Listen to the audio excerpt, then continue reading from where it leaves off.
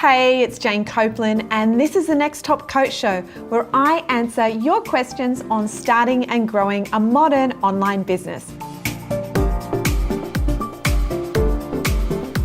Today's question is from Christina, who writes, "Hi Jane, I'm a mum currently studying nutrition. When I finish my studies, I'd like to start a business and work from home.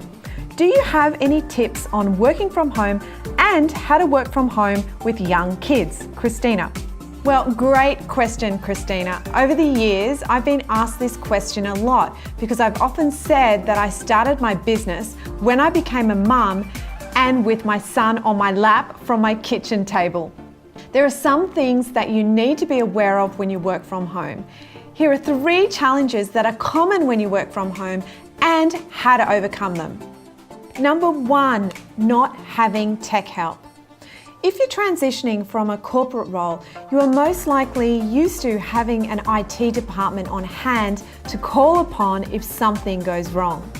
However, if you're working from home, you might not have that. So what this means is that it can be frustrating if something techie goes wrong or if you don't know how to do something and there's no one around to help.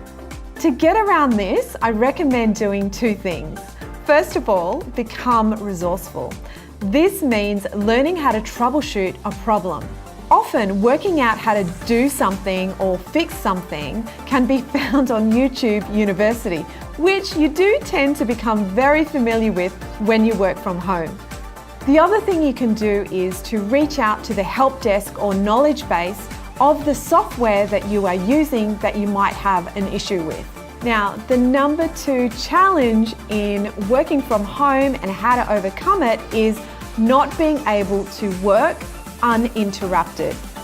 Here's the reality. If you have small children, you will most likely need to get used to working in small bursts of time. And sometimes it's not ideal, but I suggest just accepting it as the way it's going to be for a while and just working with it. I found that I was able to get better at working in small bursts of time. And I also got better at working with noise around me because I often worked while my son was with me.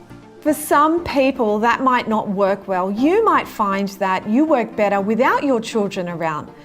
Well, I should say that I probably would have worked better without being interrupted and without my son around, but there was an opportunity for me to do that. So I just accepted it and made my circumstances work for me. I should also mention that don't expect for people around you to necessarily support you with working from home or working at home with your kids, especially when you're trying to get something off the ground. I recommend you just do what you believe is best for you.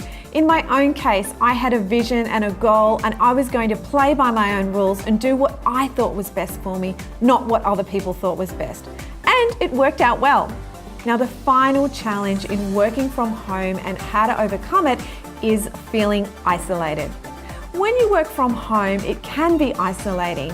I've certainly experienced this at times. In fact, it took me quite a long time to adjust from working in a corporate office to working from home and not being around people. To deal with feeling isolated or lonely, I suggest joining or becoming a member of a mastermind or business group. I actually met some of my now best friends by doing an online program. These relationships started online, but then moved into the in-person.